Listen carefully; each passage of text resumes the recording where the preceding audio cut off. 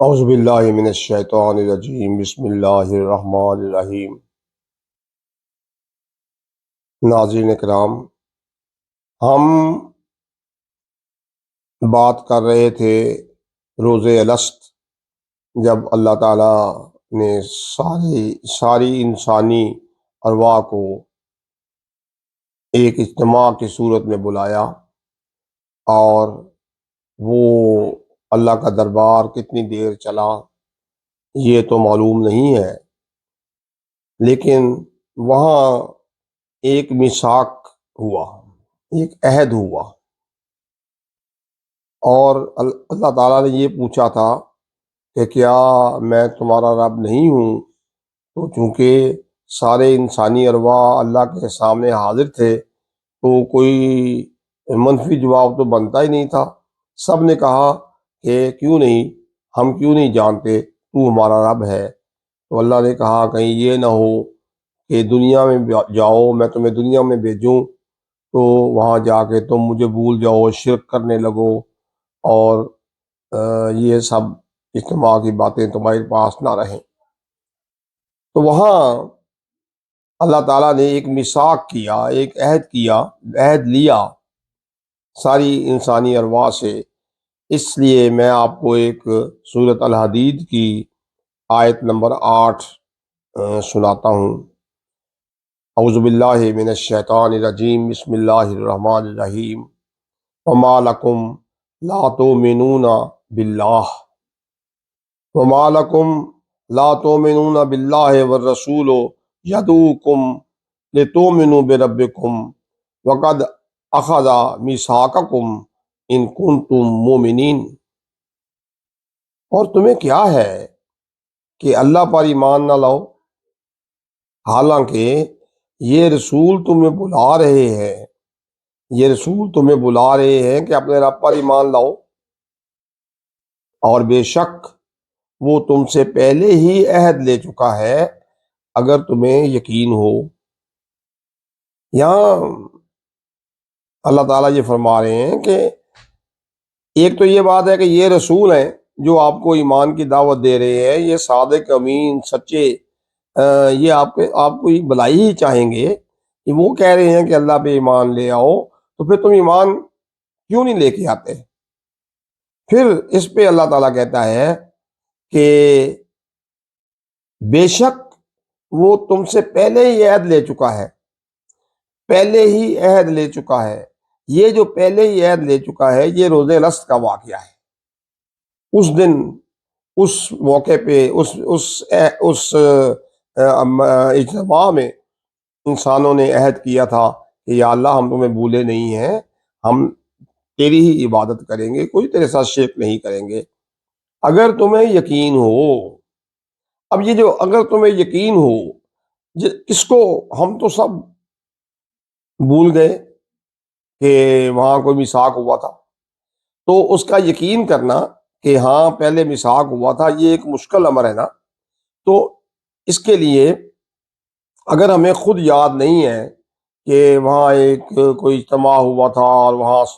اللہ تعالیٰ سے ہم نے اللہ تعالیٰ کی تعریفیں اپنے حساب سے کی تھیں، اور وہاں کیا کیا تربیت ہوئی، تو اس کے لیے جو چیز جو میرے ذہن میں آتا ہے، وہاں ہماری ضمیر کی تربیت ہوئی،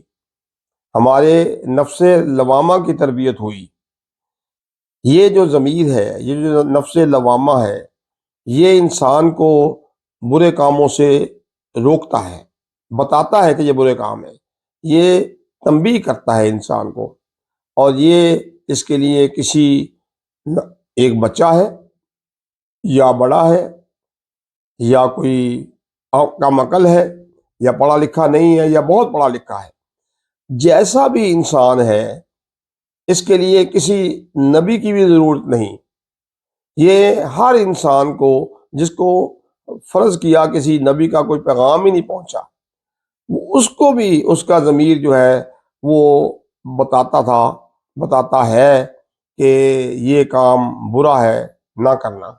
انسان کو یہ تنبیہ آ جاتی ہے، پھر بھی وہ برے کام کر دیتا ہے، پھر ظاہر ہے اس کی سزا ملنی چاہیے، لیکن تنبیہ آتی ضرور ہے۔ اور یہ اللہ تعالیٰ نے اس میثاق کی یاد دہانی کے لیے یہ ضمیر ہمیں عطا کیا ہوا ہے، اور یہ ضمیر ہمیں بتاتا ہے، اور اس سے ثابت ہوتا ہے کہ واقعی وہ کوئی اجتماع تھا جس میں اللہ تعالیٰ نے ہماری تربیت کی اور ہمیں ضمیر جیسی خوبصورت چیز عطا کی، تاکہ ہم اس کے ساتھ ہمیں نیکی اور برائی کا پتہ لگتا رہے۔ اور پھر اللہ کا رسول، جیسے اللہ کا یہ رسول تمہیں بلا رہے ہیں، جب اللہ تعالیٰ کے نیک بندے، صادق امین بندے انسان کو بلاتے ہیں تو ان کی بات سننی چاہیے۔ اس لیے یہ جو میثاق ہے یہ بہت ہی امپورٹنٹ ہے، اس کو سمجھنا۔ میں یہاں اس بات کا ذکر ضرور کروں گا کہ قرآن شریف میں بہت سے میثاق، بہت سے عہد ہیں جن کا ذکر ہے، اور خاص طور پہ ایک عہد جو انبیاء کے ساتھ ہوا، وہ شاید ذہن میں یہ بات لے کے آتا ہے کہ انبیاء کا بھی میثاق جو ہے وہ روز رست کی طرح روحانی میثاق تھا، لیکن میرے خیال میں میں آپ کو پہلے آیات پڑھ کے سنا دوں، پھر اس کو کنکلوڈ کرتا ہوں۔ سورۃ احزاب کی آیت ہے، وَإِذْ أَخَذْنَا مِنَ النَّبِيِّينَ مِيثَاقَهُمْ وَمِنْكَ وَمِن نُوحٍ وَإِبْرَاهِيمَ وَمُوسَىٰ وَعِیسیٰ ابن مریم وَأَخَذْنَا مِنْهُم مِيثَاقًا غَلِيظًا۔ اور اے محبوب یاد کرو جب ہم نے نبیوں سے عہد لیا، اور تم سے، اور نوح اور ابراہیم اور موسیٰ اور عیسیٰ بن مریم سے، اور ہم نے ان سے گاڑا عہد لیا۔ اور دوسری آیت ہے آل عمران کی، وَإِذْ أَخَذَ اللَّهُ مِيثَاقَ النَّبِيِّينَ لَمَا آتَيْتُكُم مِّن كِتَابٍ وَحِكْمَةٍ ثُمَّ جَاءَكُمْ رَسُولٌ مُصَدِّقٌ لِّمَا مَعَكُمْ لَتُؤْمِنُنَّ بِهِ وَلَتَنصُرُنَّهُ قَالَ أَأَقْرَرْتُمْ وَأَخَذْتُمْ عَلَىٰ ذَٰلِكُمْ إِصْرِي قَالُوا أَقْرَرْنَا قَالَ فَاشْهَدُوا وَأَنَا مَعَكُمْ مِنَ الشَّاهِدِينَ۔ اور یاد کرو جب اللہ نے پیغمبروں سے ان کا عہد لیا جو میں تم کو کتاب اور حکمت دوں، پھر تشریف لائے تمہارے پاس وہ رسول کہ تمہاری کتابوں کی تصدیق فرمائیں، تو تم ضرور ضرور اس پر ایمان لانا اور ضرور ضرور اس کی مدد کرنا۔ فرمایا کیوں تم نے اقرار کیا اور اس پر میرا بھاری ذمہ لیا؟ سب نے عرض کی ہم نے اقرار کیا۔ فرمایا تو ایک دوسرے پر گواہ ہو جاؤ، اور میں آپ تمہارے ساتھ گواہوں میں ہوں۔ اب صرف یہ جو انبیاء سے میثاق لیا، نبی کریم صلی اللہ علیہ وسلم کی مدد کا، انبیاء تو پہلے گزر گئے، نبی کریم صلی اللہ علیہ وسلم خاتم النبیین سب سے آخر میں آئے، تو یہ میثاق بھی روز رست کی طرح تھا، یا میثاق جب کسی کو نبوت عطا ہوئی؟